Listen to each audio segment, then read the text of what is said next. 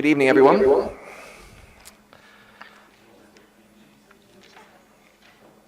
Welcome to this meeting of the Executive of North Somerset Council, which is being held in the new Council Chamber at Town Hall in Weston. I'm Councillor Steve Bridger, I'm leader of the Council. There is an option to join the meeting via Microsoft Teams for those councillors and officers who do not feel comfortable attending in person or who are unable to do so. I think we have a few hiccups with Teams this evening, but I think we've got a hack that will hopefully work. For those who are participating via Teams, they will not be recorded as in attendance formally. As I say, can participate, or hopefully will be able to participate. We're streaming today's meeting live, and a recorded version will be available to view in due course on North Somerset Council's YouTube channel.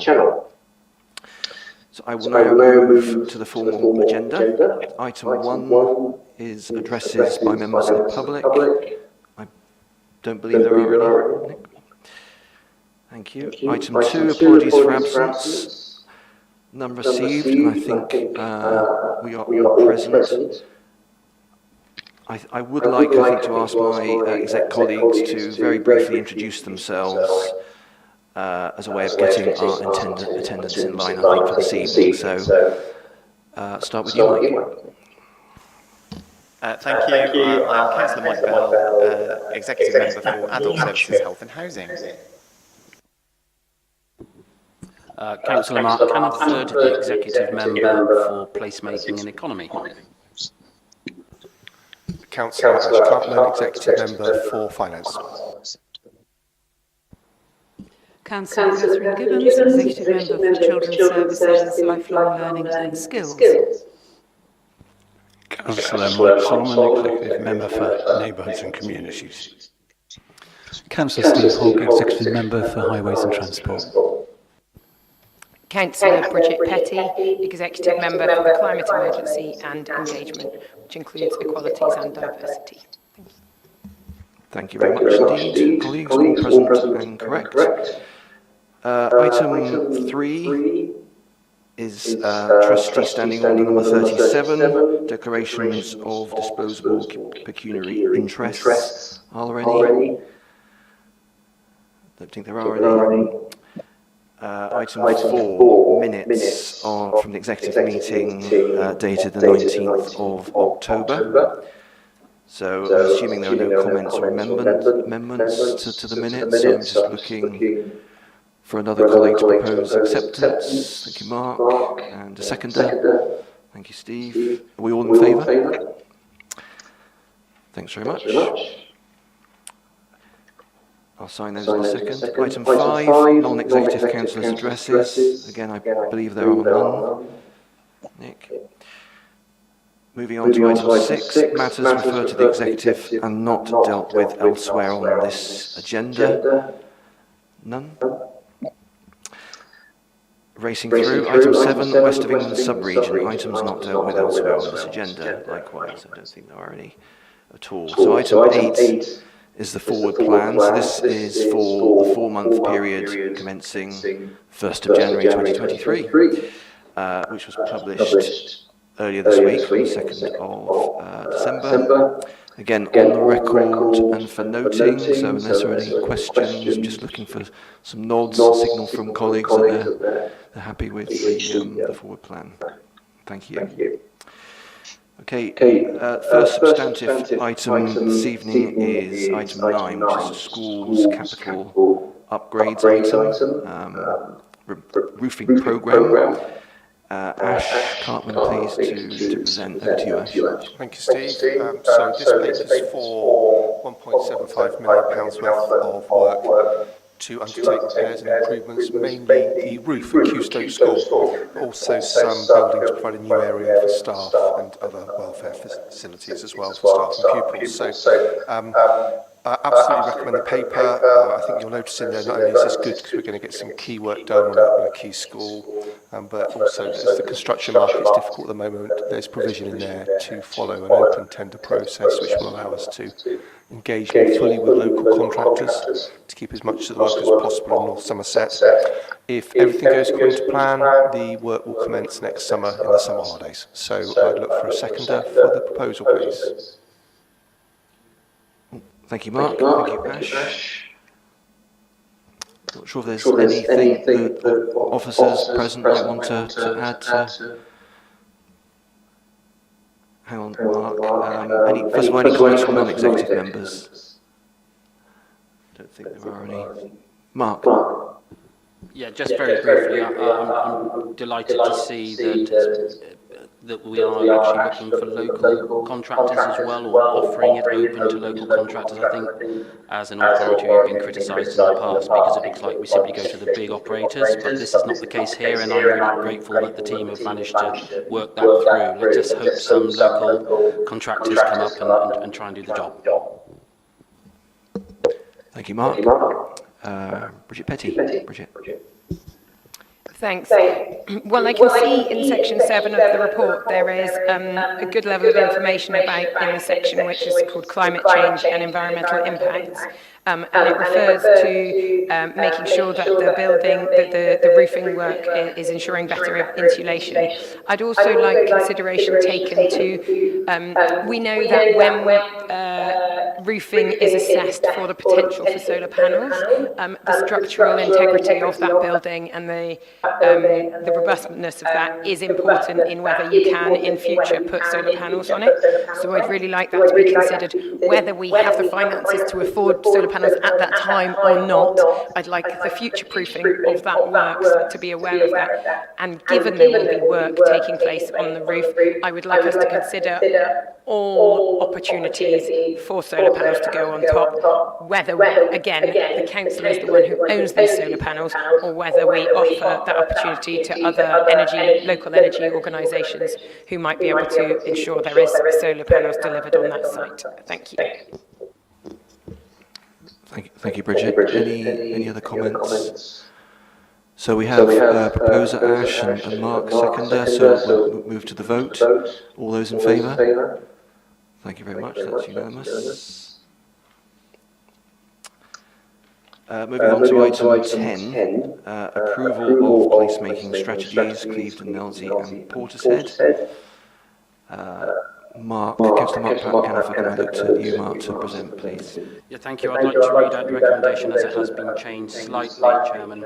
So the recommendation is to endorse in principle the Clevedon, Nelsey and Portishead placemaking strategies as the partnership vision for regeneration, placemaking and economic development for the respective towns, and delegate to the executive member for placemaking and economy, in consultation with relevant town councils and other partners, authority to determine the final content and wording of the strategies.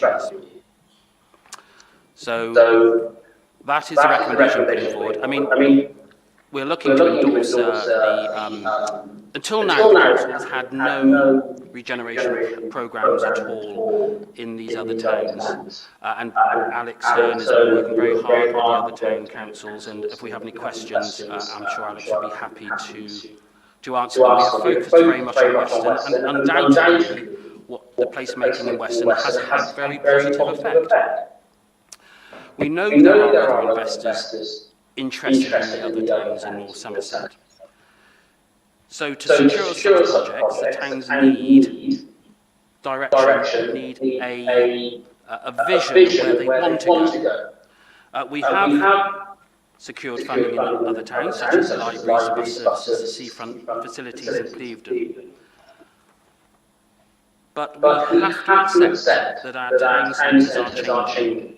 Working and shopping habits are undoubtedly changing. And if we choose to live in an environment of 50 years ago, we will be left behind.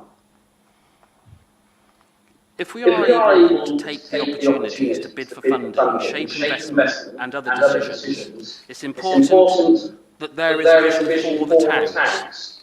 But this must be in partnership with those towns.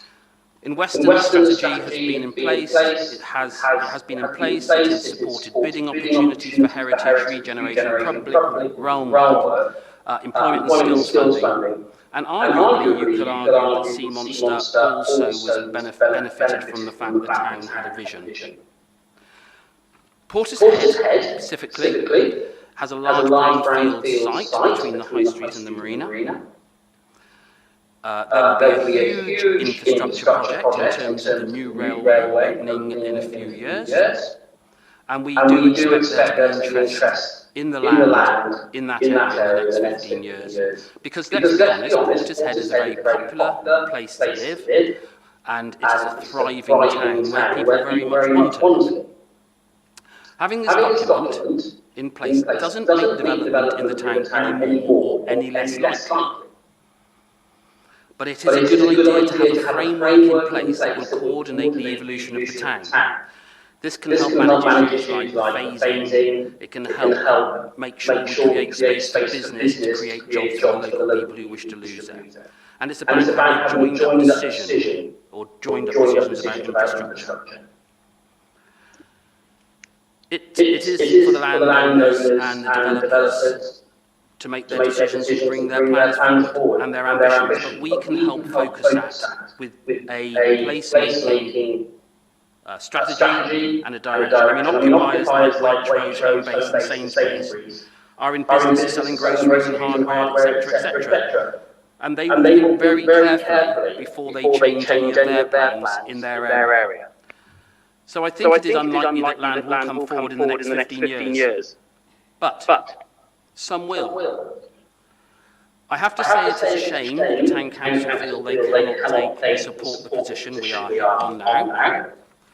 But they have been really good partners and participated in the whole process since 2020, where they and we have explored the challenges and opportunities together and resolved most of them. But the Town Council has indicated that it no longer supports the exercise, so we are happy to remove the logo from the cover of the document and from the project website. And we will do that as soon as we possibly can, and we will confirm that with the Town Council. Moving on to the councillors have expressed that scrutiny, that the engagement has been extremely good with face-to-face and with groups, and there is clearly further discussion to have around our strategies, and also Churchill Avenue, we will have to have further conversations, and rest assured members from Clevedon can be assured those conversations will be had. The discussion points are now. This strategy does not mean that any specific item will happen. It is all up for discussion. It is simply a document to create discussion and ambition.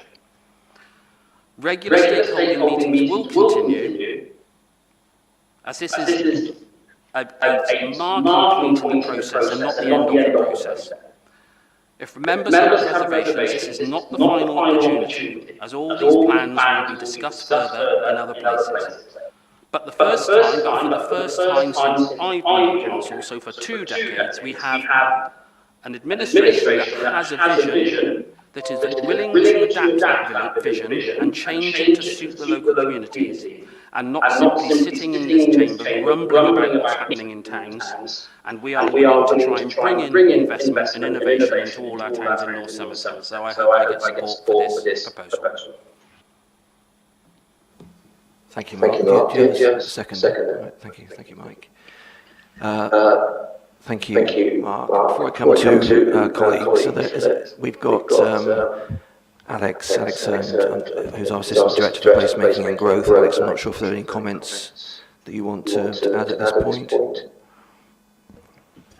I don't think so, but I'm very happy to help answer any questions if members require. Thanks, Alex. I know there are some, before we come again to exec colleagues, there's some non-executive members who wish to speak. I know there's some issues with the sound this evening. I hope people can pick up what Mark said. We've got some amended recommendation this evening, which is effectively the executive being asked to approve these what are sort of framework vision documents in principle this evening. So there'll be plenty of time for further engagement with Mark as the executive member. Are there any non-executive members who wish to speak? I think Councillor Jeff Richardson. Jeff, can I go to you first? Yeah, I'm not sure how this is going to work. Can you hear me in the chamber?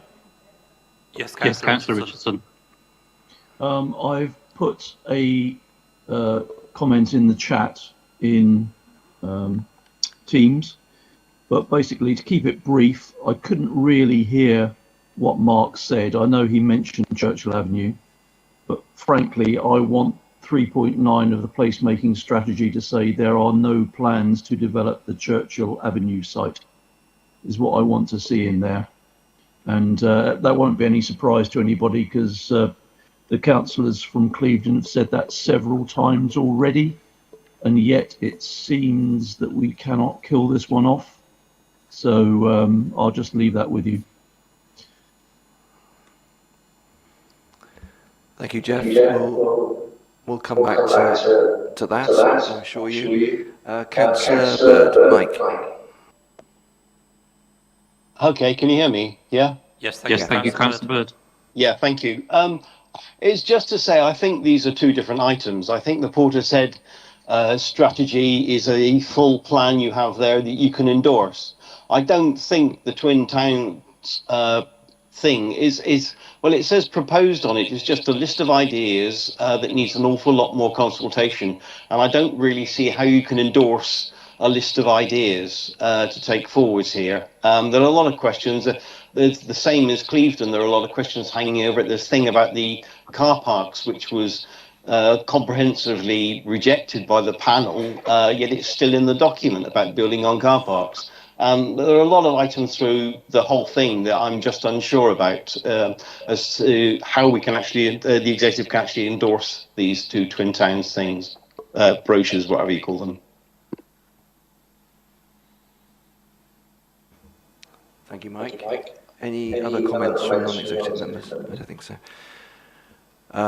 Chairman, no. I know in the chat that Councillor Ashton had said, could we post questions to the executive member over the next couple of weeks? I think that's perfectly A, possible, and B, because of the change in the amendment, this is now being put forward in principle tonight, with the detail being agreed later anyway, so there will be that opportunity to make comments to the exec member. Thank you, Nick. Any comments from colleagues? Bridget. Thank you. I wanted to comment as a resident near Nailsea and Clevedon, so I live in Backwell, and also I have that portfolio of consultation and engagement, and I know that there are plenty of opportunities in the past couple of years where North Somerset Council has been criticised for using the same online form to engage with community, or to elicit responses to consultation. And so I really wanted to point out what I've heard of the different experience that this, the two towns approach took. I know that there were people dressed up in different outfits, Victorian outfits, on the seafront in Clevedon, stopping people and asking them what they thought about their local area, what they hope to see in their local area. And for me, I just wanted to show my appreciation, thank Design West for their work, thank them for engaging so deeply in this process and bringing together different people across these communities, so that it's not the usual suspects who responded, and so that actually there was a richer response.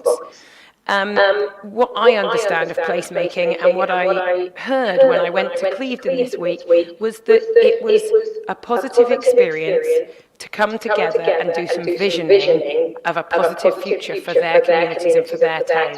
And I think so often our planning system has other people, often housing developers, landing on our doorsteps and telling us what they think our future should look like and our community should look like. So I see the process of placemaking and creating strategies being about broad thinking, being about priorities and visioning as a really important and empowering process for our larger towns. So while I'm not a resident of one of them, I do have a vested interest in the thriving nature of these towns and seeing them succeed. So I welcome the work done. I'm not going to comment on individual items in each town, but I welcome the fact that this was a piece of work that was done differently, and I think that's a positive thing on our behalf. Thank you, Richard. Thank you. Mike Bell. Thank you. And first off, I'd just like to thank all of the officers and the community groups and the town councils that have been involved in all of these documents. And I think it's important that we recognise that there's no such thing as a perfect vision and a perfect strategy. By their definition, they are about bringing forward ideas and thinking about the aspirations that communities have for themselves and putting some of that down on paper as a means to try and deliver some of it. It's no different to the placemaking strategy that we've got in Weston-super-Mare. It's a document that sets out all kinds of ideas and ambitions, and some of them will happen and some of them won't, and some of them, even if they do happen, won't look quite the way they do in the strategy when we envisage them. That's the whole purpose of it. It is about drawing out ideas and aspirations and then trying to put the right things in place to achieve those. So I think as long as we recognise that these documents will always be a moment in time, they will always be a bit of a wish list and a bit of a set of ambitions about where we want to go. And that therefore there is much more work that needs to be done to think through the detail and the practicalities and the funding and so on. And indeed, in some cases, whether all of these things will even happen at all, I think as long as we recognise that that's the purpose of the process and the document, then a lot of the nervousness that people and colleagues will have about exactly what it says on page 13 and so on becomes less critical, because this is a process, isn't it? And this is the beginning of a process, it's not the end of it. So I would really encourage colleagues to look at that.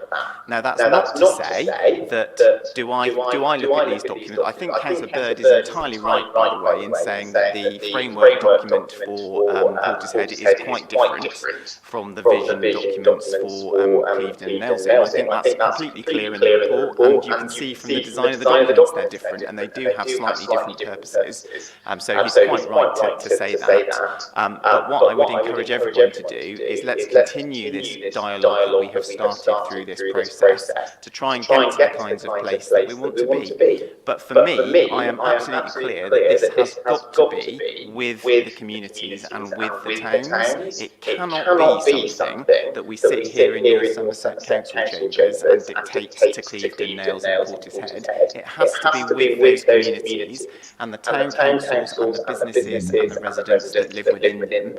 And under this administration, I think we're absolutely clear we will not be forcing against the will of those communities approaches that they don't want and against their long-term aspirations. But we do have to start somewhere, and as I say, this is the beginning of that process. So I would encourage people to think about the recommendations that Mark has put forward tonight, which is about agreeing this as an approach in principle and continuing that conversation to make this a reality and to make it happen. And let's continue through that process over the coming months and years. Thank you very much, Mike. Any other comments from colleagues? Mike Bird, Councillor Mike Bird, but go back to you, Mike. Just to follow up really what Mike has just said, there was quite a few people on the consultation panel in Nailsea, including councillors, residents and business people, and looking at the strategy here and looking at the car parks issue, it was one of the issues which was completely thrown out by the panel, and yet it's in the document.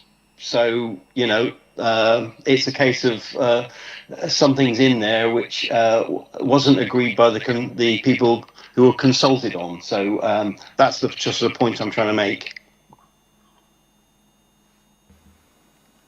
Thank you, Mike. Yeah. Alex, do you wish to respond? Sure. So I suppose the first thing to say, in the spirit of what Councillor Bell just said, is that places are complicated and contested, and everyone has a different opinion of them. And all three exercises did involve discussions of difficult issues because places are contested.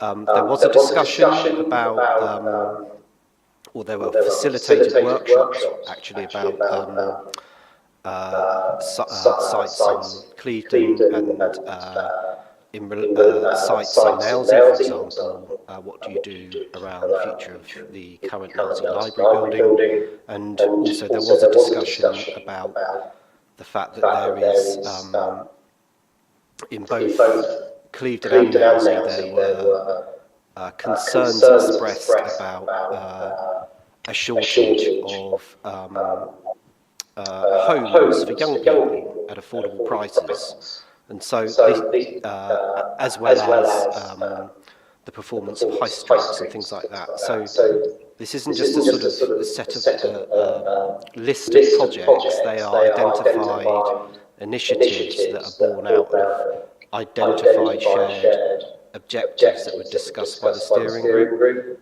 Now, taking that forward to the comments about parking, yes, there was a robust discussion about parking, and some people very, very clearly expressed that it was just off the table, and it's a difficult discussion.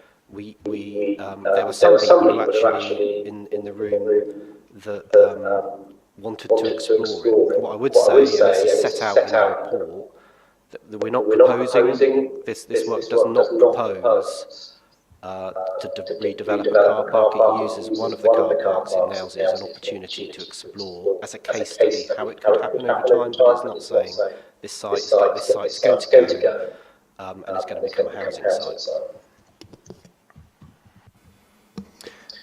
Thank you very much, Alex. Mark, Ash. Thank you. See, I just wanted to reflect. I think when engaging this, it is the beginning of the journey, and I think we need to remember that the danger here is that people look at reports, find it what they don't like, and broadcast what they don't like. And I think we should be for something rather than against something. And I think these reports, although they may have bits we don't like and they may have bits that we debate, have started a discussion, and that's great. And we should make sure that we're for Nailsea, for Clevedon, and for Portishead, and actually we're making a step forward here, and I welcome the amendment that Mark's put through to the recommendation to make it really crystal clear that we are happy and more than willing to engage with town councils and their representatives in the wider community to get this right.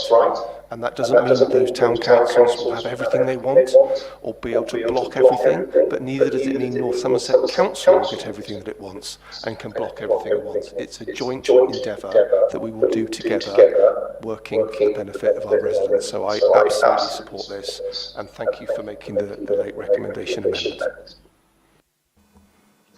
Thank you very much, Ash. And I'd like to endorse what you've just said, and likewise, Bridget, your comments that this is a broad, what-if kind of vision framework for the towns, and as you were saying, Mike, it does not commit this council to taking any decision on this evening on any one element that might be mentioned in the document.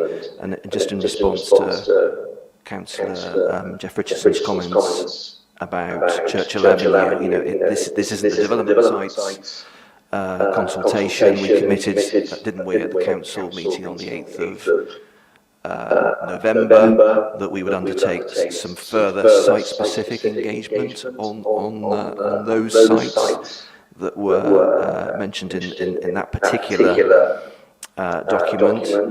And even where there is a mention of Churchill Avenue in this placemaking strategy, it's certainly not deemed to be of a high priority. So there's a lot of work and a lot of water still to go under the bridge on that one. So if I go back to you, Mark, to perhaps sum up, if you could ask you to reread the amended recommendation, please, as well. Yeah, I'm not going to say anything else apart from, as I think Councillor Ashton asked, I'm more than happy to meet with any councillor again regarding the placemaking strategy and the ideas, and I'm sure Alex would be more than happy to do that as well. So any further questions? It is a long document, it will continually evolve, so there'll be questions coming out probably for this administration and the next one, so it's not going to stop there.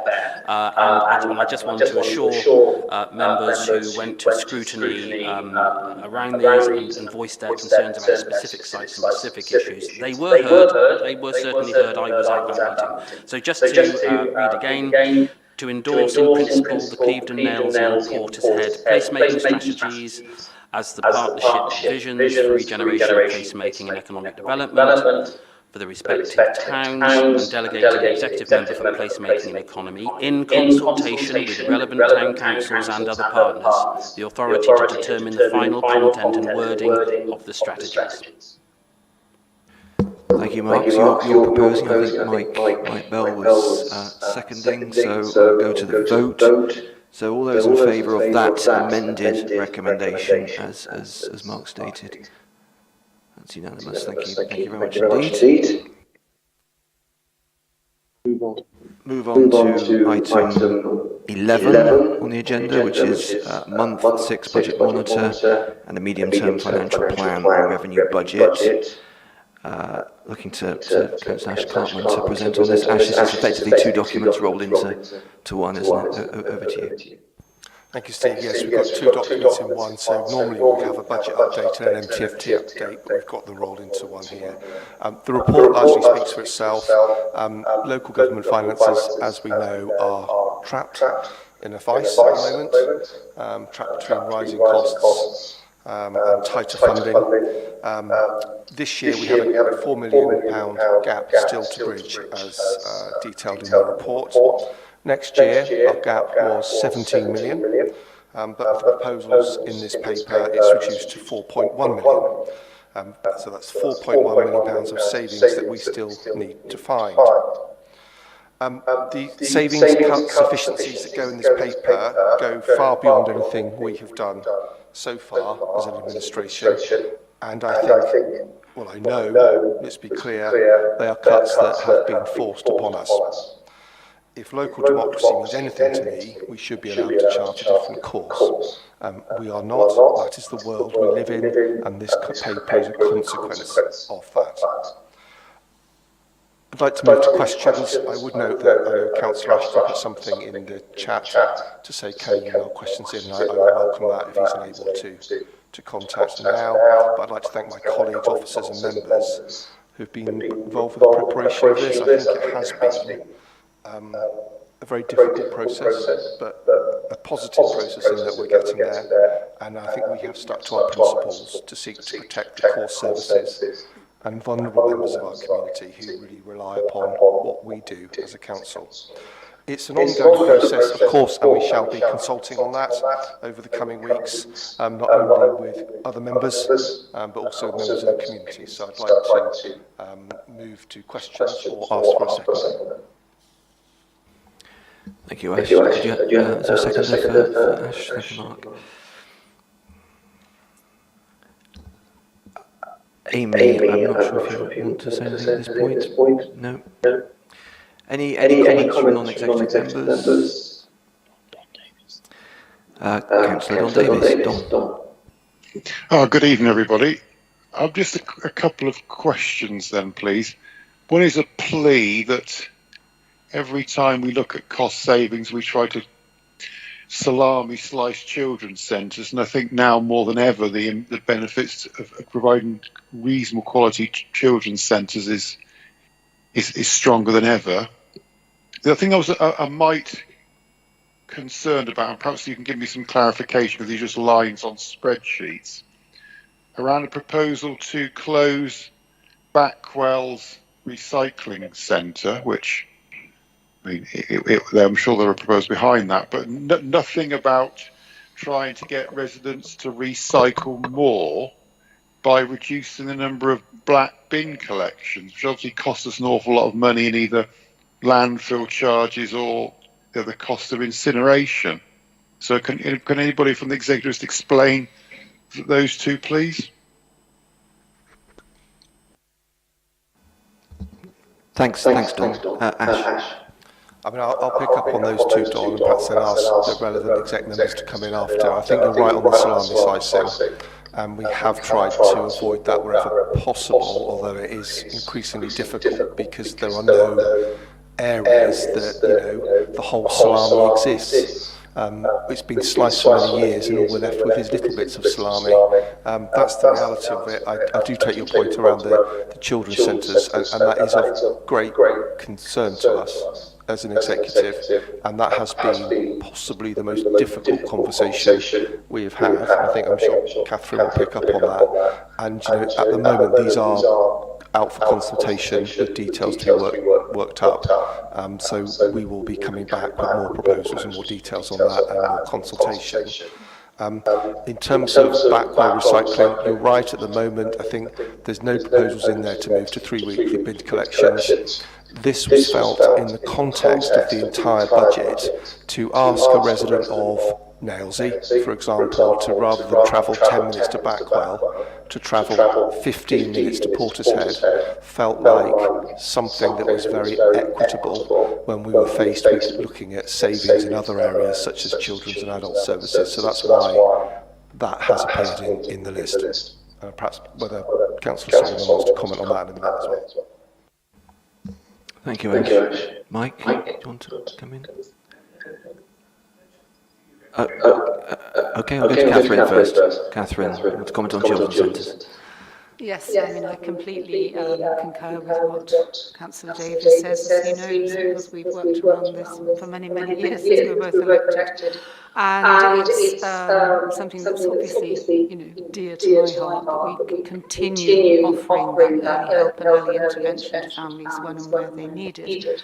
And we have since 2019 been working towards the transformation of our children's centres into family hubs and spokes with a much greater emphasis on outreach in the areas where it's needed. So, it's my belief and hope that this process will continue in its measured way that we've been working towards, because we recognise that we have to change what we're offering families, we offer it where they need. We're working with families and children from 0 to 19 now in our family hubs. We've got a flagship one hopefully opening in the centre of Weston, the Carlton Centre.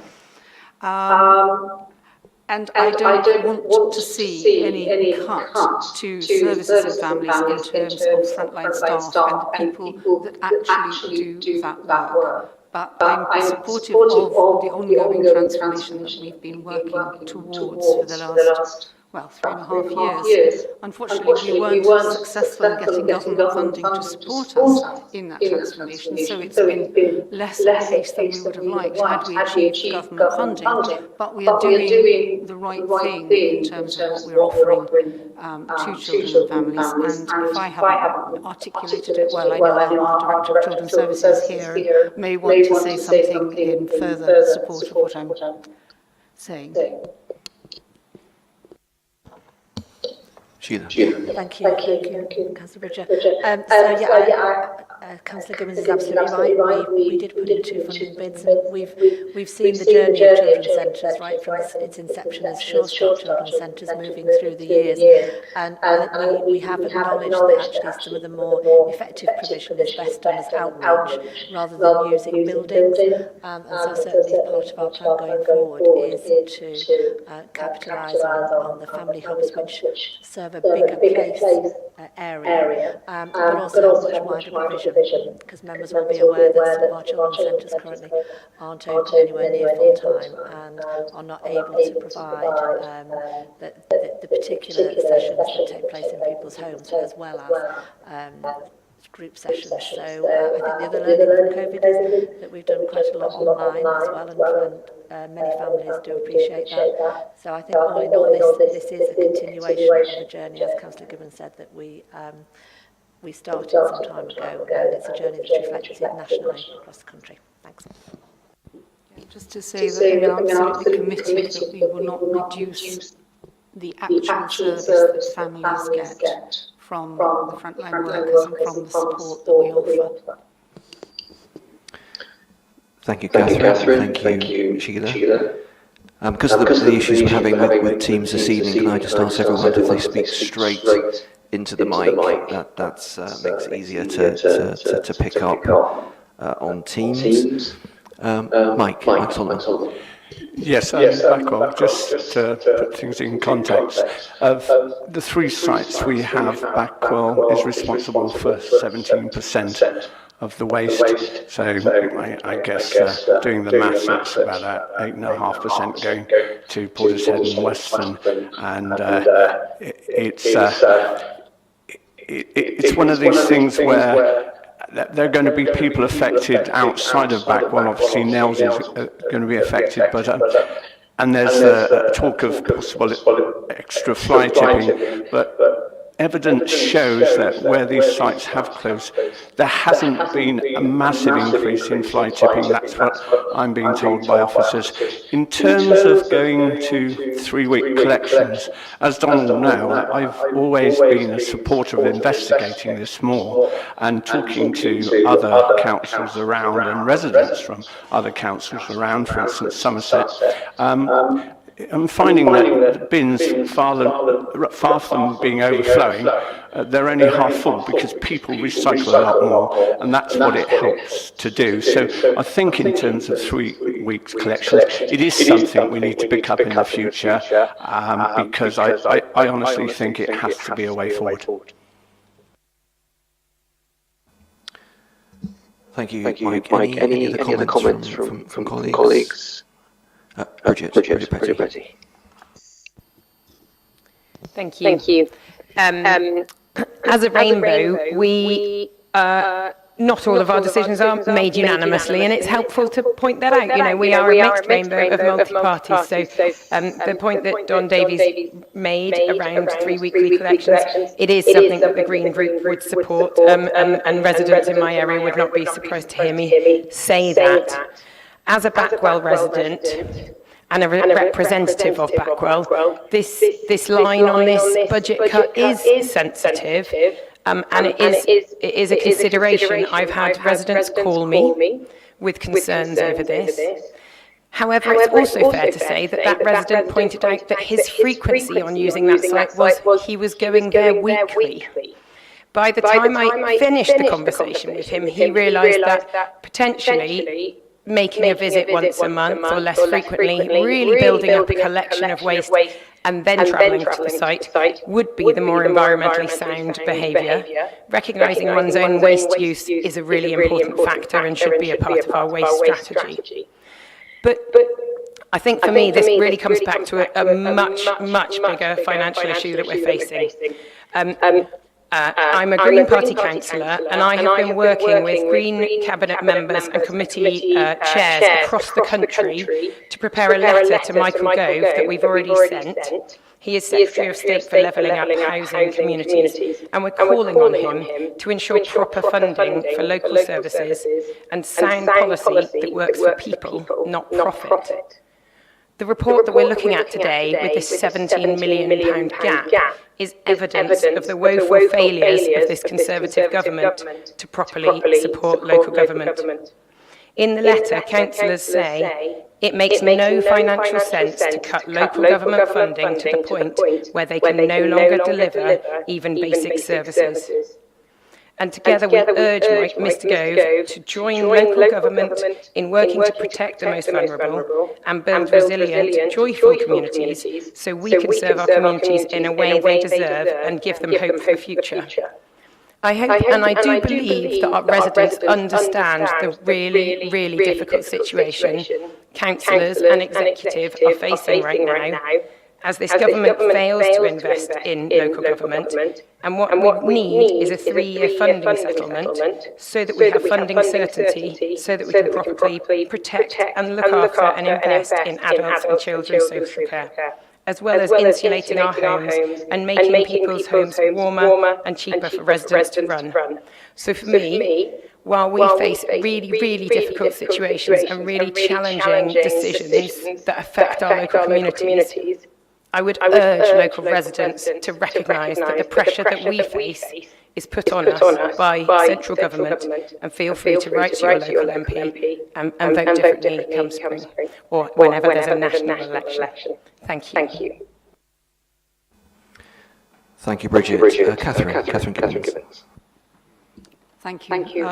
Yes, I agree with what you're saying. As a Labour councillor, I'm sure it's no secret or surprise that I've also signed a similar letter impressing upon the government the need to support local government. And indeed, this isn't something that's just party political. Those of us who attended the Local Government Association conference in June this year will know that there's a very strong campaign from local government, from the LGA in fact, hashtag Save Our Services, because councils across the country of all complexions recognise that they have been put in an impossible position. We are all being forced to talk about doing things that we don't want to do, that we know are not what we sought to be elected to enact. And yet this government is not giving us the tools to serve people the way we want. It's very distressing. It's one of the things if you're a councillor and you come in to help people, you find absolutely impossible to square mentally that you have to make these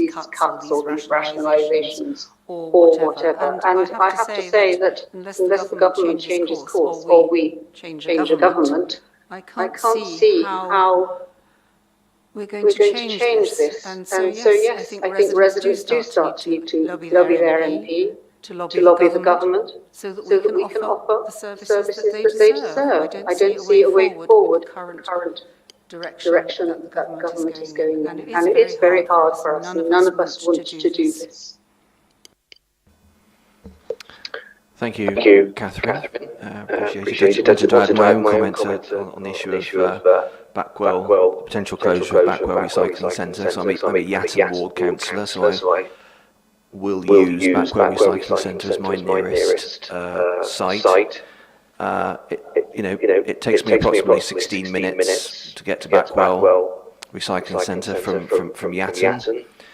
I go there not every week, but probably 3 or 4 times a year. It takes me 18 minutes to get to Portishead, and about 18 minutes to get to Weston. So there's not a huge difference in reality. So faced with some of the alternatives, we have to look at proposals such as this one. So what we're being asked to do this evening is to note the savings proposals in this draft budget, and only those, not things that aren't in the draft budget. That's not to say that other things might not come forward in the future weeks as we get closer to having to make the full decision at council in February. And as one of the recommendations notes, we're also going out to public consultation with these proposals. So, Ash, you're presumably proposing the paper, looking for a seconder for Ash. Mike, thank you. Let's go to the vote. All those in favour? Thank you very much. Okay, moving on to item 12, which is a bit more positive. Rights of Way Improvement Plan. Councillor Mike Solomon, looking to you, Mike, to present this one. Thank you.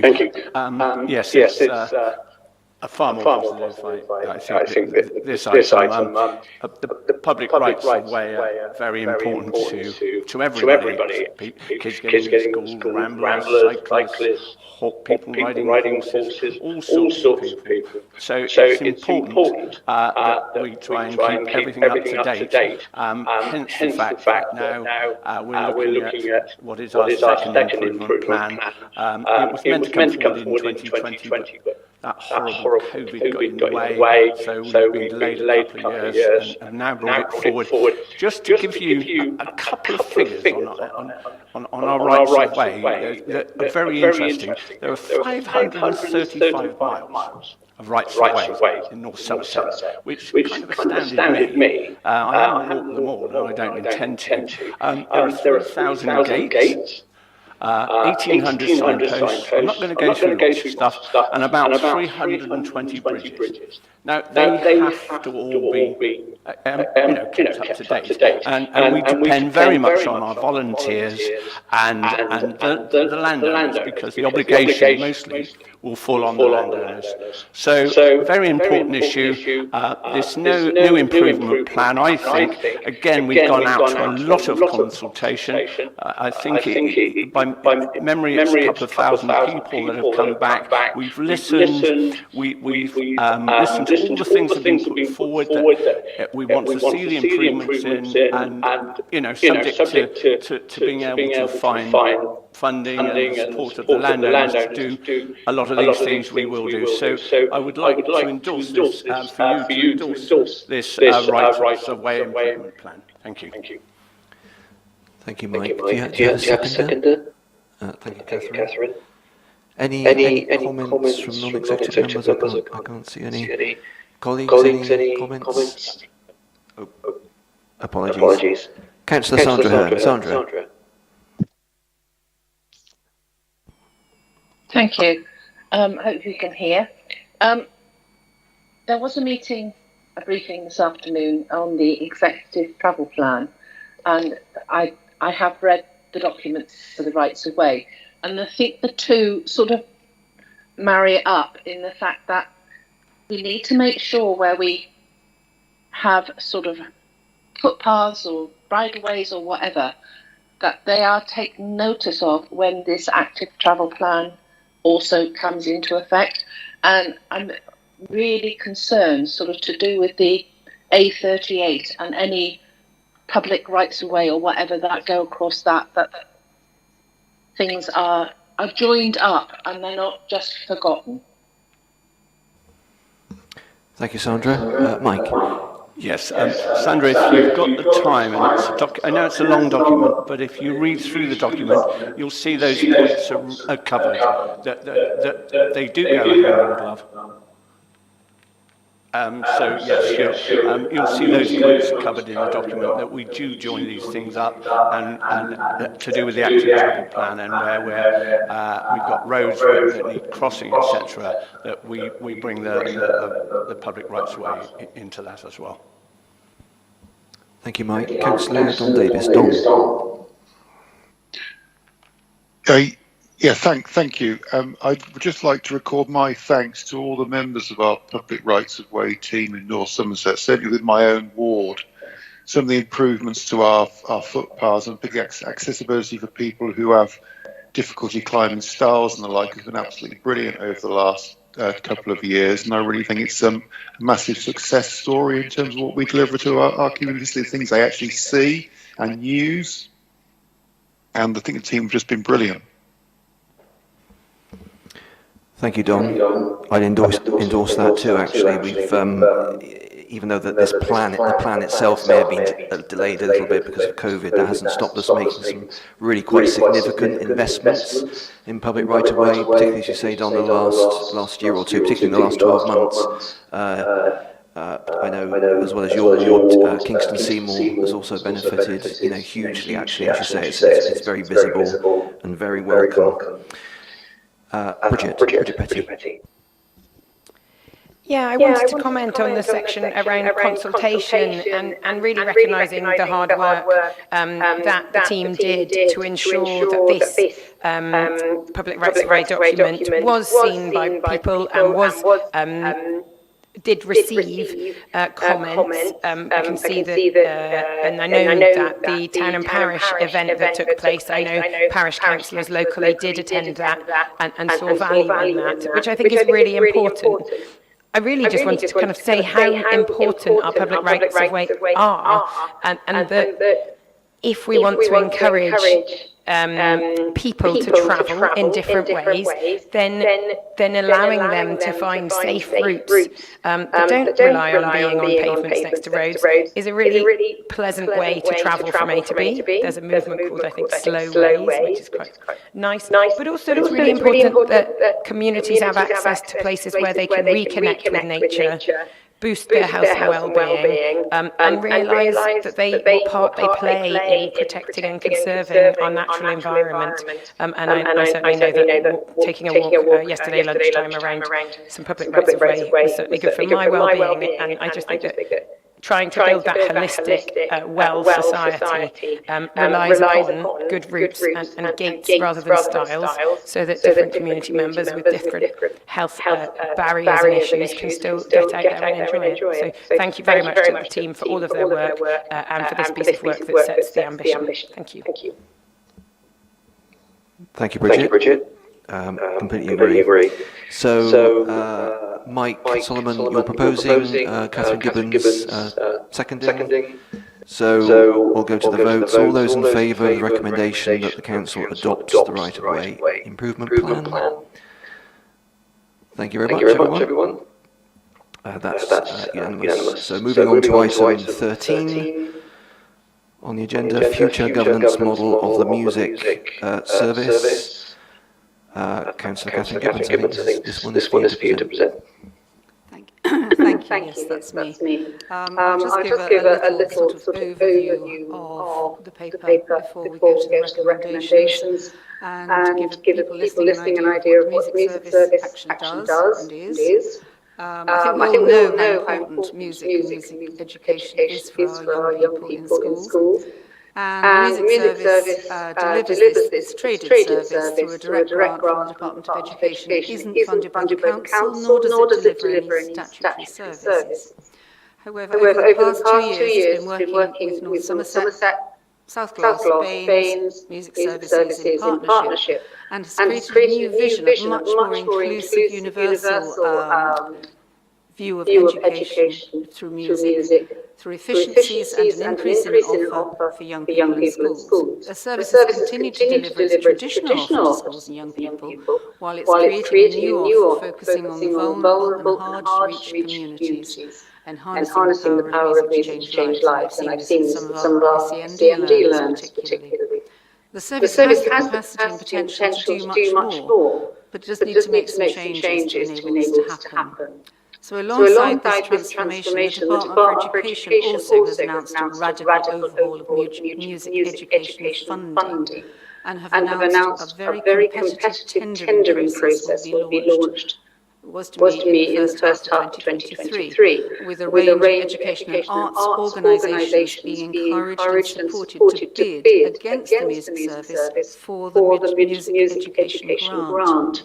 They've also announced that small service areas such as North Somerset are unlikely to be eligible to apply for funding. That means that fewer funded organisations covering a wider geographic area. Department of Education have also indicated that they have a preference for strategic organisations to take over the funding, rather than our current model, which funds delivery, such as our music service. So these changes signal a need for a radical transformation of the music service so that it's fit for the future. It won't be viable without government funding. So what we are proposing is action now to ensure that it will be able to offer be in the best possible position to bid for future funding. So the proposal that seeks the exact agreement is to basically merge with Baines, South Gloucestershire Music Services and establish a new organisation outside the Council.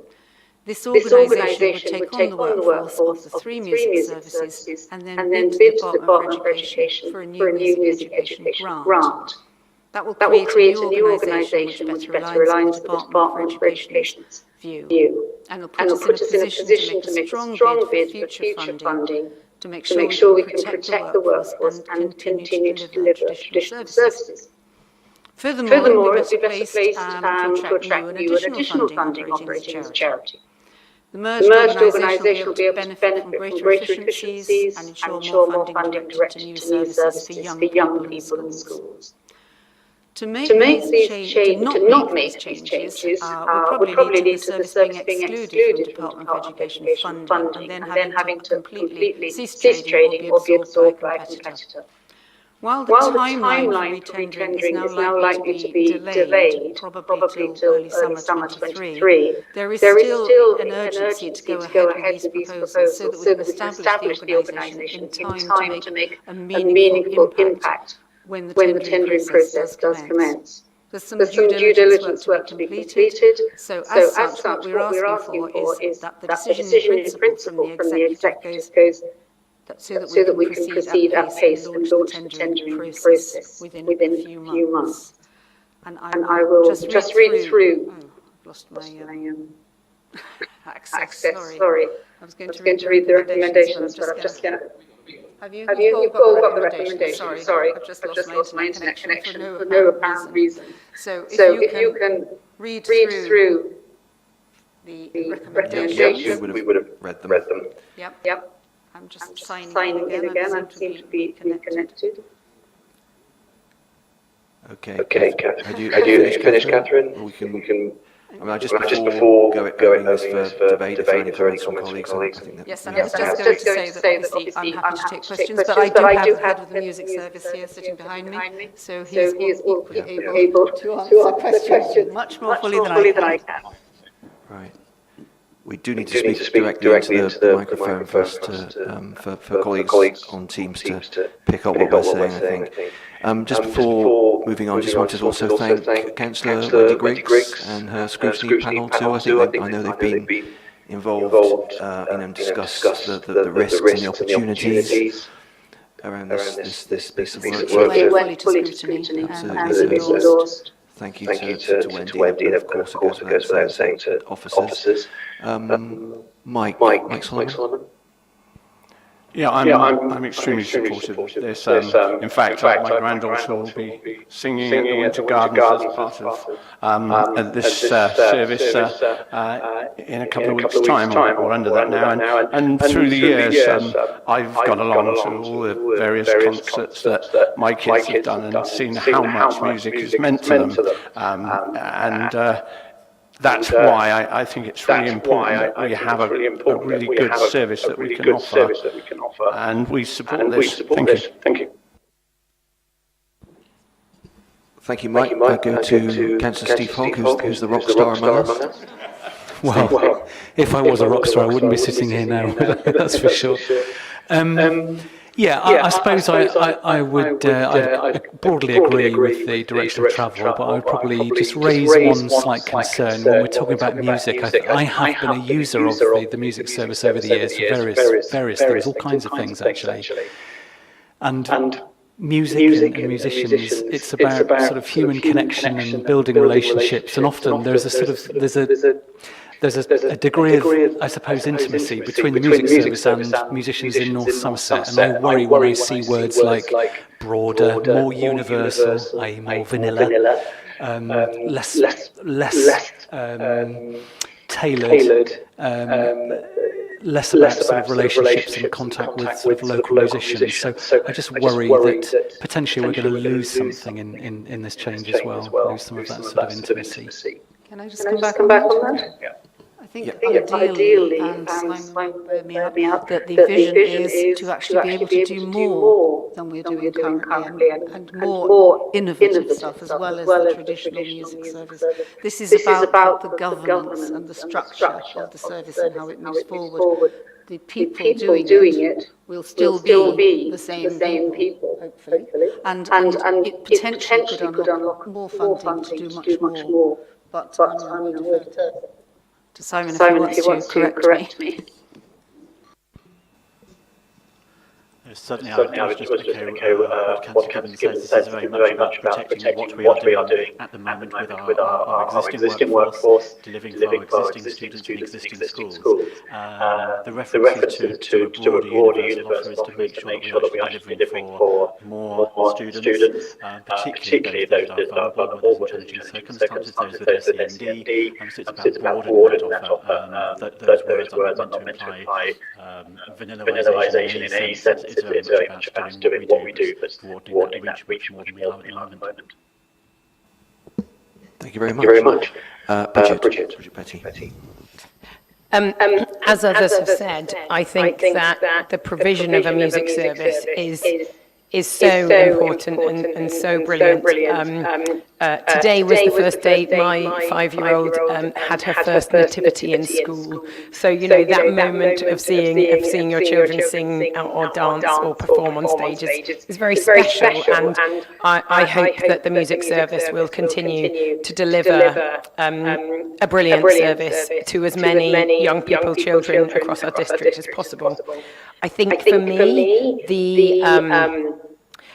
the concern I have is not with the officers who have written this report, but my concern is, I'm afraid I'm going to have to say it again, national government's obsession with competitive bidding for funds. Right now they get funded, but what we're talking about is a system where across the country people will have to compete for funding, bid for funding, and what I'd rather was happening was that our musicians and our musical team were working with children and delivering those services, not sitting at home trying to work out how to win the bids and compete against neighbours to make sure that limited pot is best placed in North Somerset against Birmingham, against Manchester, against anywhere else. So I'd like a government to properly fund what is important services for all of our communities, and not set up a competitive system of working out how the pot can be divided up. Thank you. Thank you, Bridget. Here. Glad to see that we are valuing music, the importance of music against other areas of the curriculum. Any other? Do you want to sum up, Catherine, or can we move to the vote? If there are no further questions, do you want me to read through the recommendations before we? No, we'll take them as read. I think they're on the. So obviously, they're on the public recommendations. Do you have a seconder? I'm looking for a second. Mike Solomon, thank you. So all those in favour of the recommendations as stated, thank you very much. Let's move on to item 14, the Ofsted focused visit letter, following the visit in September, I think. So this is for noting. Catherine, would you like to introduce this item, please? Thank you. Yes, me again. Right. I think, and I hope you will all have read the report and also the letter.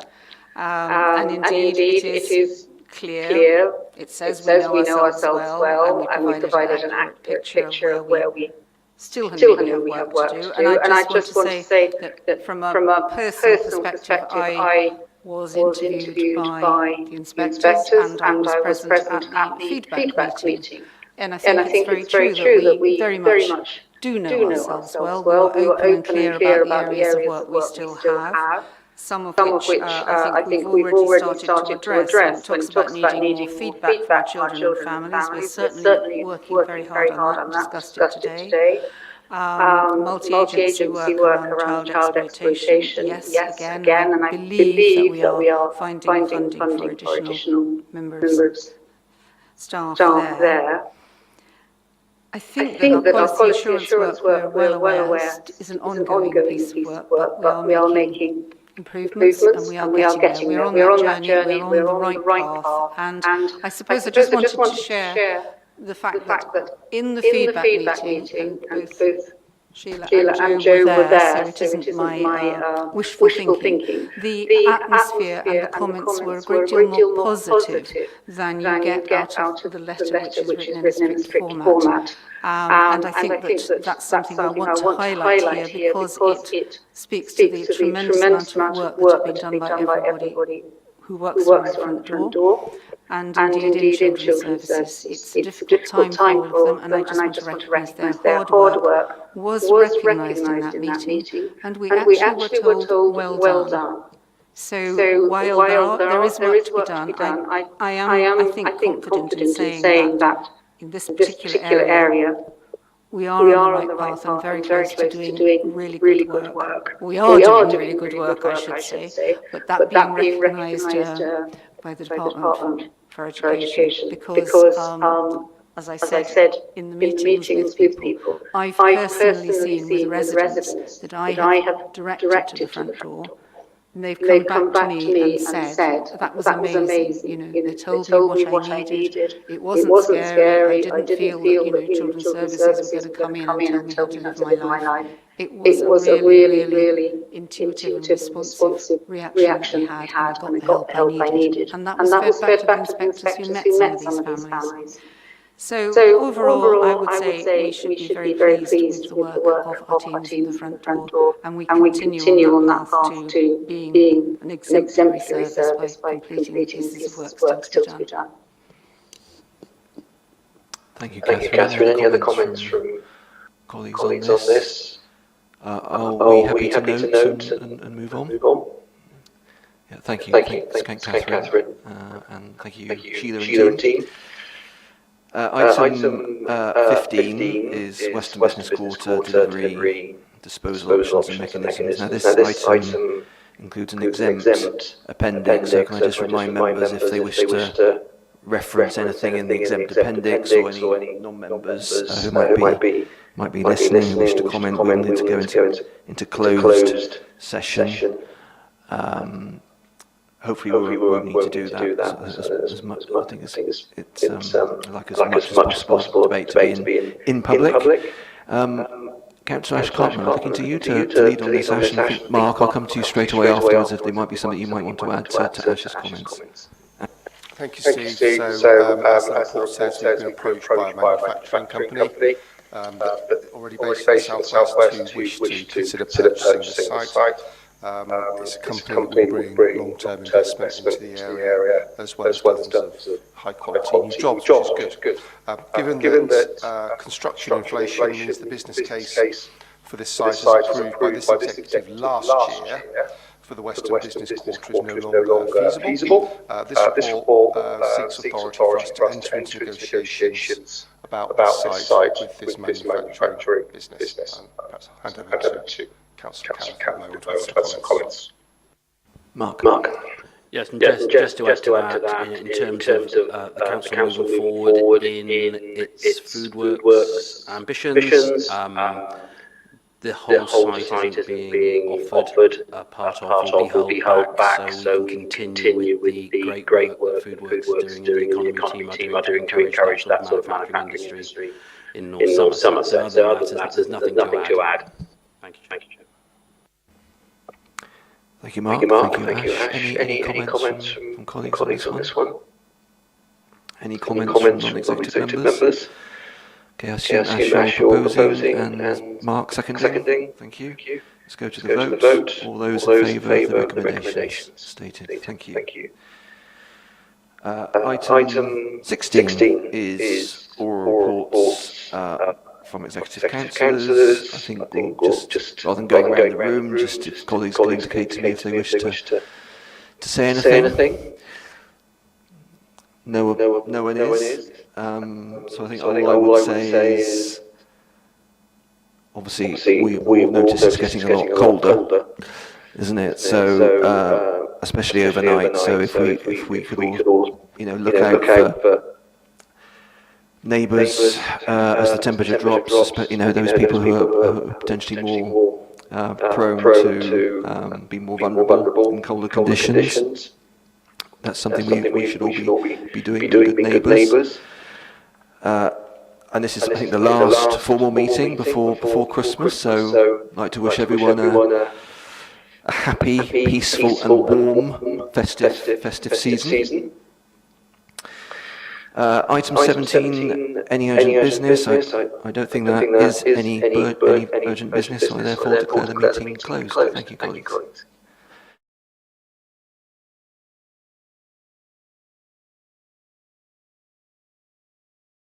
Probably the live stream on YouTube has been unaffected, so thank you.